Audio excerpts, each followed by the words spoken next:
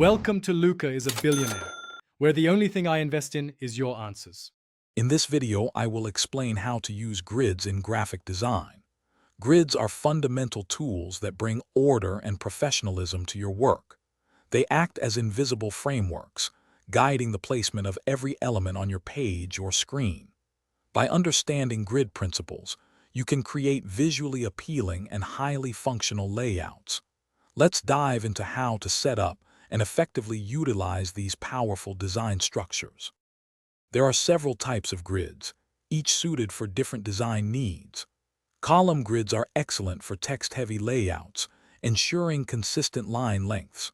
Modular grids, which combine columns and rows, are perfect for complex designs like magazines or websites, offering precise control over element placement.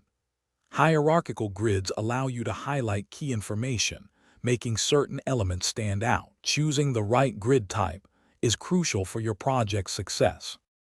Implementing a grid starts with defining your page or artboard dimensions. First, establish clear margins around your content area. Then, decide on the number of columns and the width of the gutters between them. For example, a 12-column grid offers great flexibility. Don't forget to consider a baseline grid, which ensures all your text lines up perfectly across columns, enhancing visual harmony and readability. This setup provides a solid foundation. Using grids offers numerous benefits, from improving visual consistency to speeding up your workflow.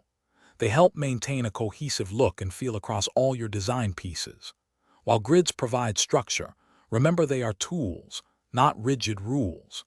Sometimes, intentionally breaking the grid can create a more dynamic and engaging layout. Experiment with different grid systems to discover what works best for your unique design challenges and creative vision. Thanks for watching and please subscribe. It's the best investment you'll ever make.